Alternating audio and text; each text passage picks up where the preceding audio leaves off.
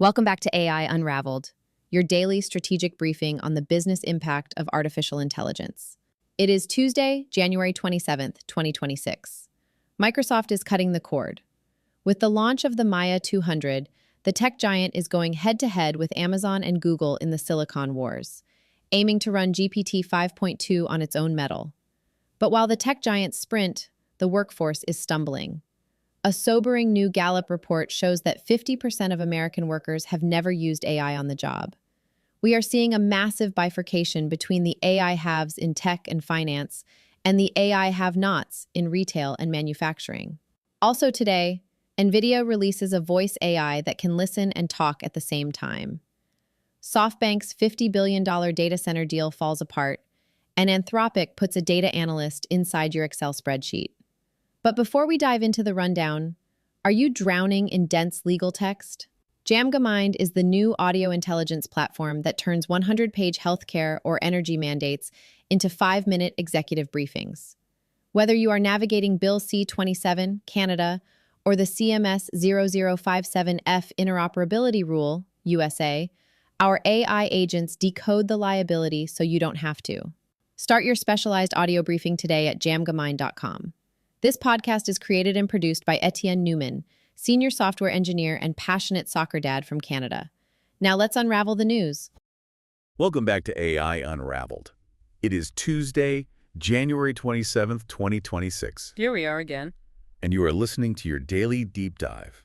But we don't just, read the headlines. We take them apart. We try to find the signal in all that noise. And there is so much noise today. There really is. Yeah. I'm your host, and I am ready to break down what feels like a day of just total chaos in the industry. And I'm here to help connect the dots. And, looking at the landscape today, it feels less like one cohesive industry and more like a split-screen movie. Oh, that's a perfect analogy. Where, the two halves are playing completely different genres. That's exactly it. It is a day of massive, glaring contradictions. Yeah. I mean, you look at the left side of that screen, the hardware, the models, and things are accelerating at a pace that is, frankly, a little bit terrifying. Terrifying is the right word, yeah. We're talking about chips that rewrite the rules of physics and voice models that sound more human than I do before my morning coffee. Right. But then you look at the right side of the screen, the actual human workforce, and it looks like a drama about stagnation. I mean, we have some really sobering data today about adoption that suggests the whole AI revolution might be stuck in the lobby for about half the country. Computer chip sound. It's a weird dynamic. It really is. It's the unstoppable force meeting the immovable object. So here's how we're going to tackle this today. Let's do it. We're kicking things off with the Silicon War. Microsoft has officially thrown its hat in the ring with the Maia 200 to challenge Amazon directly. We need to talk about what 3-nanometer silicon actually means for your bottom line. And then we have to pivot to that reality check, that new data from Gallup. It exposes this massive digital divide in the workplace. I mean, we really have to get into why 50% of workers are just opting out. And we won't stop there. We're going to deep dive into Nvidia's new Personaplex, which, and this isn't an exaggeration, it fundamentally changes the physics of how computers listen to us. And finally, we'll look at why predicting the weather with superintelligence is somehow easier than closing a $50 billion infrastructure deal in the real world. A lot to unpack, so let's get right into it. The Silicon War.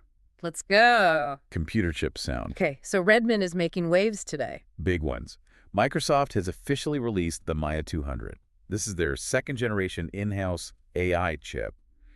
And, if you remember the first Maia, it felt a little bit like a science experiment. It was proof of concept, really. Exactly. It was them dipping a toe in the water, maybe checking the temperature. This release, this feels like a cannonball. It's definitely a statement piece. And to really understand why, you have to look at the specs. I mean, the Maia 200 is built on TSMC's 3-nanometer process. Okay, stop there for a second. 3-nanometer process.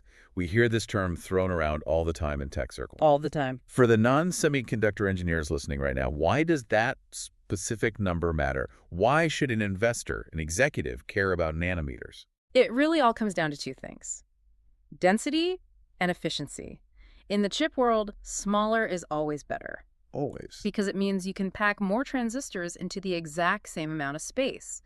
The distance between all the electrical components shrinks, which means signals travel faster and you lose less energy as heat. So it's faster and it's cheaper to run. Exactly.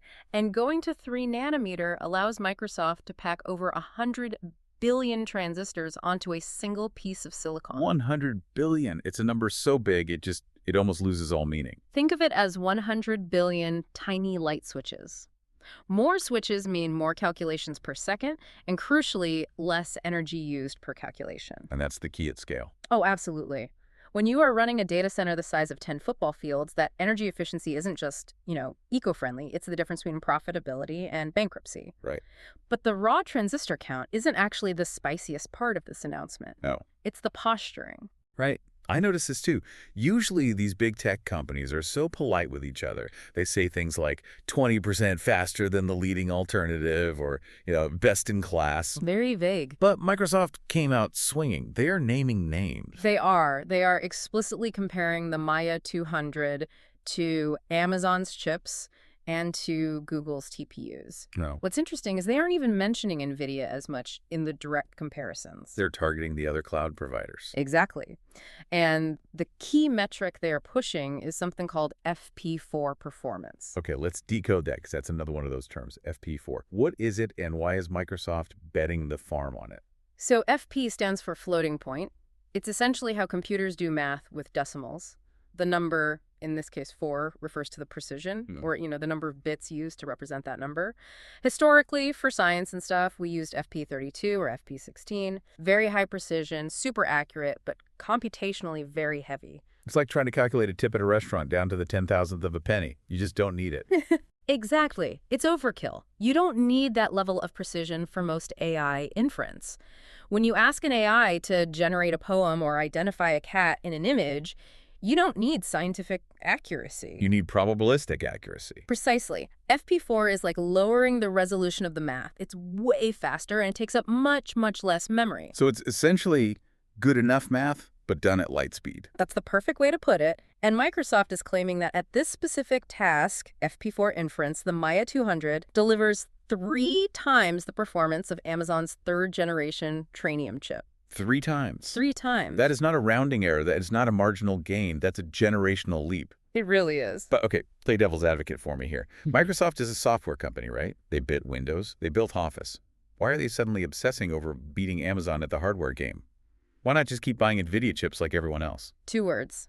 The Nvidia tax. Okay. For the last 3 years, Jensen Huang and Nvidia have had a total monopoly on the shovel-selling business in this gold rush. If you're Microsoft and you're running Copilot for hundreds of millions of users, paying Nvidia margins on every single query just destroys your profitability. So every time I ask Copilot to summarize a funny email for me, Microsoft is paying a premium if they're running it on Nvidia H100. They are certainly paying more than they want to be paying. Yeah. By building the Maia 200, they are trying to own the entire stack, from the silicon all the way up to the prompt. I see. If they can run GPT 5.2 on their own metal, their cost per query plummets. It gives them margin control. And maybe most importantly, it means they don't have to ask Jensen for permission to scale their business. It's a declaration of independence. It is. And it signals to investors that Microsoft isn't just a wrapper for OpenAI anymore. Right. They are building the physical infrastructure to support the software for the long haul. And, let's not overlook the specific workload focus here. They explicitly stated this will power Microsoft Foundry and Microsoft 365 Copilot. That feels really significant. They aren't just putting this out there for random developers to rent immediately. They're, what's the phrase, eating their own dog food first. Correct. They are moving their heaviest, most expensive workloads, which are the daily Copilot queries from enterprise users, onto Maia first. Which frees up what? It frees up their Nvidia clusters for the really, really heavy lifting, like training the next massive models. Right. GPT-6 or whatever comes next. It's a very strategic allocation of resources. And they confirmed immediate availability, right? This isn't one of those coming in 2027 kind of announcements. No. It is deploying today in the Azure US Central Data Center. That is aggressive. It's a message to Amazon. We are here, our chips work, and we are switching our core workloads over now. So, okay, for the executive listening to this, the big takeaway is margin. But if Microsoft lowers their compute costs, does that mean cheaper AI for the rest of us? Eventually, yes. Or, I think more likely, it means better AI for the same price. Okay. Instead of raising the price of your Copilot subscription, they can make the model smarter, faster, more capable because they have the margin to burn. It stabilizes the economics of the whole ecosystem. It's the industrialization of AI. We're moving from the experimental phase, where cost is no object, Right, the Wild West. to the efficiency phase, where every single watt counts. Exactly. The Wild West is over. The factory building has begun. So on one side of the ledger, we have Microsoft building these incredible 100 billion transistor chips to make AI faster, cheaper, more ubiquitous. But then we have the humans. The bottleneck in the machine. Let's pivot to this Gallup report because, honestly, this was a splash of cold water in my face this I morning. know exactly what you mean. We've been living in this hype cycle for 3 solid years. But according to Gallup's Q4 2025 report, nearly half of American workers say they never touch AI tools. It is a staggering statistic. Never, not once. We live in this tech bubble, right? We assume everyone is prompting all day long. We assume every email is written by an LLM and every report is summarized by one. Of course. But the data shows adoption is plateauing. And what's fascinating to me is that even in the tech sector, which, leads the pack with 60% frequent use, even there, growth has stalled. It's flat. We saw this massive surge in adoption between 2024 and 2025, and now it's just flatlining. Why? I mean, these tools are integrated into everything now. Is it active resistance? Is it like corporate policy blocking it? Or is it just apathy? Well, Gallup dug into this, and the sector split gives us a massive clue. You have finance, education, and professional services following tech. They're doing okay, but look at retail and manufacturing. They're way behind. They are trailing significantly. Well, sure. I mean, that makes some sense. If I'm working a register or welding a car chassis, ChatGPT isn't going to help me physically move an object. I can't prompt a box onto a truck. That's the surface level take, and it's true to a point. But think about the administrative side of those jobs. Okay. Scheduling, inventory management, safety reporting, shift swapping, those are all information tasks. There is massive room for AI to help there, but the data shows the digital divide is just stark. How stark? Remote-capable roles are at 66% adoption. Jobs requiring a physical presence, only 32%. So basically, the people who sit at desks all day are using it, and the people who are standing up are not. Basically. And it's because the tools are designed for the laptop class. If your primary interface with your work is a screen and a keyboard, AI fits naturally into your workflow. But if your primary interface is a hammer or a forklift or a customer's face, The friction of pulling out a phone to prompt an AI is just too high. It breaks your flow. that makes a lot of sense. But the most alarming stat in this report for me was the leadership gap. This is where the real tension lies. Oh, this one jumped out at me too. Walk us through the numbers on that. So 69% of leaders, managers, executives say they use AI regularly. Okay, a high number. But only 40% of individual contributors do. That is a nearly 30-point gap. That just screams ivory tower, doesn't it? The CEO is using AI to draft strategy memos or summarize market trends and is sitting there thinking, this is amazing. We are an AI-first company. Exactly. They see the magic because they operate at a high level of abstraction. Right. Summarize this 50-page report for me. Write a vision statement. AI is fantastic at that stuff. Meanwhile, the person who's actually doing the grunt work, the data entry, the customer support, the granular coding is saying, this tool hallucinates, it takes too long to set up, and it doesn't actually help me file this specific tax form any faster. And that's exactly what Gallup found. They cited lack of clear utility as the #1 reason for non-adoption. Lack of clear utility. I mean, what a damning phrase for a trillion-dollar industry. It really is. It is an indictment of the product. It means we haven't solved the last mile problem. We've built these amazing, powerful engines, but we haven't built the tires that actually connect them to the road. That's a great way to put it. Leaders deal in strategy, so they see the engine's power. Workers deal in execution, and if the tires are flat, the engine doesn't matter. So is this a failure of education then? Are we just not teaching people how to use it properly? Do we need more, corporate seminars on prompt engineering 101? I think it's deeper than that. I mean, education helps, sure. But if you have to take a 3-hour seminar to learn how to make a hammer useful, it's probably a bad hammer. Good point. It's a product market fit problem inside the enterprise. But here's the real danger zone the report highlights.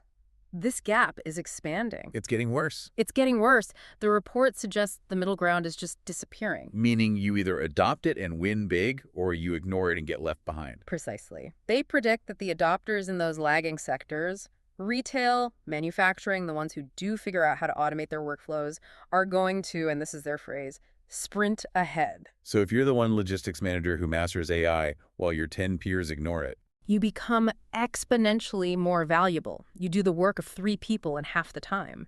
And the competitive pressure is going to get incredibly intense for that 50% who are currently ignoring it. it's the adapt or die moment, but it's playing out in slow motion across the entire economy. Exactly. And, speaking of utility and making these tools actually useful, let's talk about the friction of using them. Right. So we have this massive lack of utility problem. People aren't using AI because it just feels like work, it feels clunky, there's friction.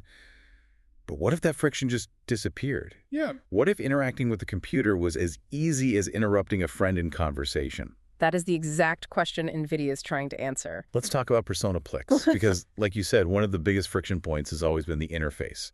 Typing is slow, talking is fast, but talking to computers has historically been, well, painful. I'm sorry, I didn't quite catch that. Or you get the dreaded spinning wheel while it thinks. Exactly. It's the Alexa stop, Alexa stop problem, where you find yourself shouting at a plastic puck in your kitchen. Nvidia might have just solved that. They released PersonaPlex today, which is an open model for real-time dialogue. And the headline feature, the thing everyone is talking about, is duplex communication. Duplex, okay. For the listeners who aren't telecom nerds, break that down for us. What is the difference between simplex and duplex? So think of a walkie-talkie. That is simplex communication. I talk, I have to say over, then you can talk. You can't both talk at once. You can. If we both press the button, nothing happens but static. Most voice assistants today, Siri, Alexa, even the early versions of ChatGPT voice, are fundamentally simplex. You speak, you wait, it processes, it speaks. And if I try to interrupt it while it's talking, it just keeps rambling until it finishes its pre-generated sentence. It doesn't hear me. Right. It feels robotic because it is robotic. Duplex means the system can listen and speak at the same time. At the same time. It mimics a real human conversation. It picks up on natural speech patterns, interruptions, all the ums and ahs and verbal cues while it is actively generating audio. That sounds incredibly difficult to engineer. I mean, you have to filter out the AI's own voice from the microphone input while it's simultaneously listening for the user. It is an acoustic nightmare, a massive signal processing challenge. But the performance metrics Nvidia released today are just wild. They claim PersonaPlex can switch speakers in 0.07 seconds. Wait, say that again, 0.07 seconds. 0.07 of a second. Put that in context for me. How does that compare to what we have right now? What's the best in class today? Well, Gemini Live, which is Google's current state-of-the-art voice mode, takes about 1.3 seconds to switch. 1.3 seconds. I mean, that sounds pretty fast on paper. On paper, yeah. In a conversation, it's an eternity. 1.3 seconds is that awkward silence on a bad Zoom connection. Right. It completely breaks the flow of conversation. It forces you to mentally wait your turn. But 0.07 seconds, that is faster than human reaction time. It is, for all intents and purposes, instantaneous. That is the game changer right there. Because if the latency is gone, that whole lack of utility we were just talking about with the Gallup report, it starts to dissolve. It really does. If I could just shout a complex query at my computer and it answers instantly, and I can interrupt it to correct it mid-sentence, suddenly it's actually faster than typing. Exactly. It removes the cognitive load of operating the AI. You aren't using a tool anymore. You're just talking. And Nvidia claims a 100% success rate in handling user interruptions. 100%. That's the holy grail, being Yeah. able to say, no, wait, not that one, the other file while the bot is speaking and having it instantly pivot without missing a beat. And for developers listening, this is huge because the code and the model weights are free on Hugging Face and GitHub. Nvidia isn't gatekeeping this technology. They want everyone building voice interfaces with this. Why? Let me guess. Because running a low-latency duplex voice model at scale requires, well, a whole lot of Nvidia chips. Smart. Very, very smart. They give one the software to sell the hardware. And they said it scored higher on naturalness too, right? Yeah, that's the other part. It scored a 3.90 on dialogue naturalness tests, which beat Gemini Live's 3.72. So it's not just faster, it also feels more human. That is the stuff of sci-fi movies becoming reality. But, speaking of heavy computing and simulating reality, Yeah. let's look up at the sky. Thunder rain sound. Nvidia isn't just listening to our voices, they're watching the clouds. We have some major news about their Earth 2 project. This is one of those projects that really justifies the billions and billions of dollars spent on GPUs. Absolutely. Earth 2 is NVIDIA's new AI weather model, and the claim here is that it can predict storms and extreme weather events weeks further into the future than any of our current systems. Weeks. Yeah. I mean, that is the difference between an orderly evacuation and a total panic. That's the difference between securing the power grid ahead of time and having a statewide blackout. Precisely. The technical leap here is in what they call global data assimilation. Traditionally, digesting all the satellite and sensor data to make a forecast takes hours on these massive government-run supercomputers. Right, you're solving complex fluid dynamics equations. Exactly. Earth 2 does it in minutes on GPUs using AI inference. Minutes versus hours. That's the massive speed up in a critical situation. It's incredible. And their medium-range model that they released is reportedly beating Google DeepMind's GenCast on more than 70 different weather variables. But the real story for me is the democratization. What do you mean by that? Because this runs on GPUs and not on these singular massive supercomputers that, require their own nuclear power plant to run. Right. It allows smaller countries to access top-tier, world-class forecasting. Nvidia specifically mentioned that Israel and Taiwan are already testing this system. So you don't need a billion-dollar NOAA infrastructure anymore to know if a typhoon is coming your way. Right. You just need a rack of H100s. It decentralizes safety.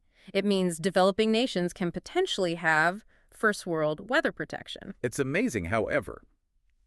While the software is getting faster and the simulations are getting better, the physical world is proving much, much harder to conquer. We have to talk about SoftBank. Yeah, this is the reality check for the money is no object crowd.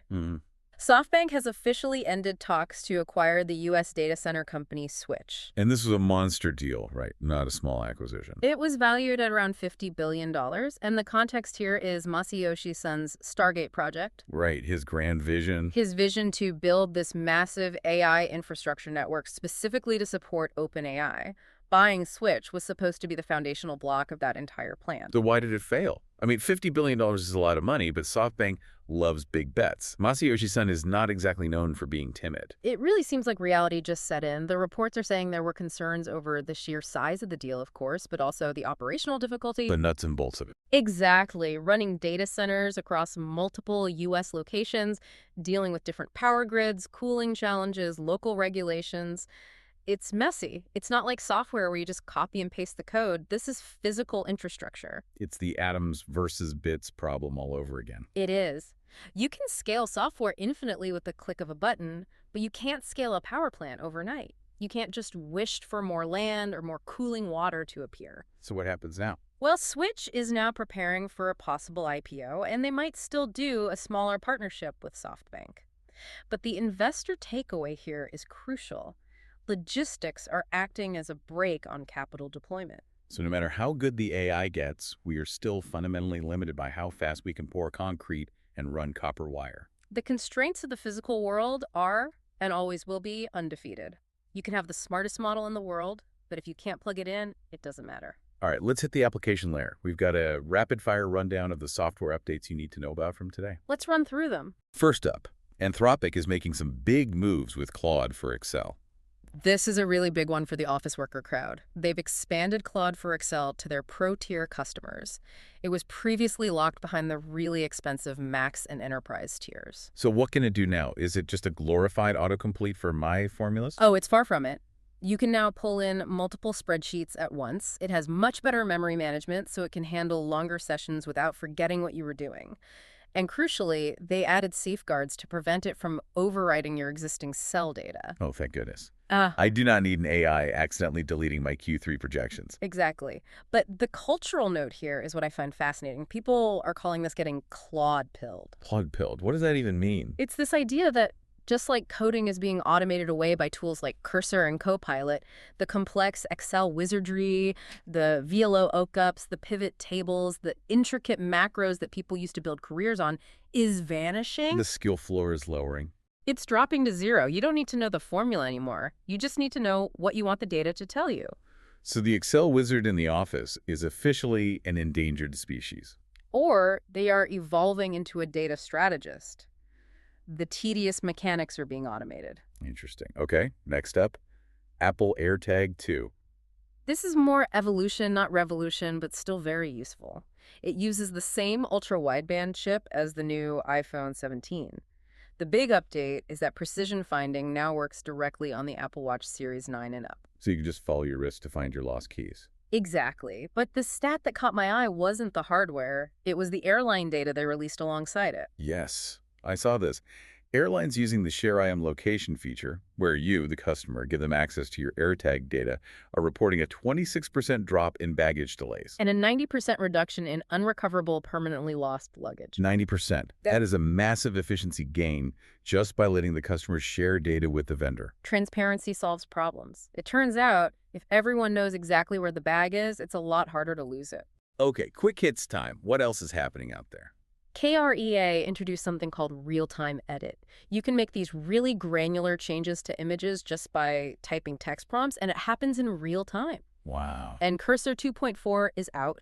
It introduces sub-agents to break down complex coding tasks into multiple parallel work streams. That's really interesting. Agents managing other agents. It's like a little software team. It's the future of coding.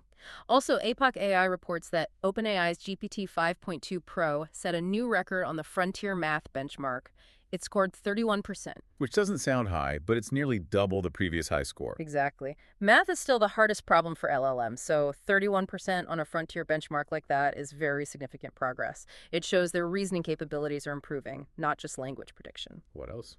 And finally, a couple of quick ones. Sam Altman teased new codex launches coming this week, claiming the highest cybersecurity capability levels we've seen.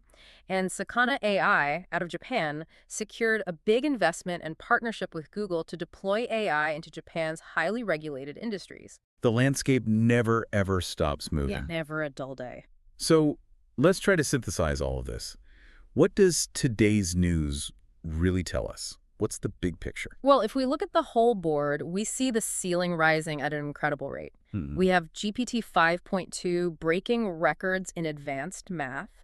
We have Nvidia predicting the weather weeks out with Earth 2. We have Microsoft building these unbelievably dense 3-nanometer chips. The absolute capability is just skyrocketing. But the floor feels really sticky. The floor is very sticky. You have SoftBank, with all the money in the world, balking at the physical cost of building infrastructure. And you have that Gallup report with 50% of the workforce looking at these incredible tools and saying, I don't get it. Why should I use this? It's a tension between potential and application. That is the defining tension of 2026.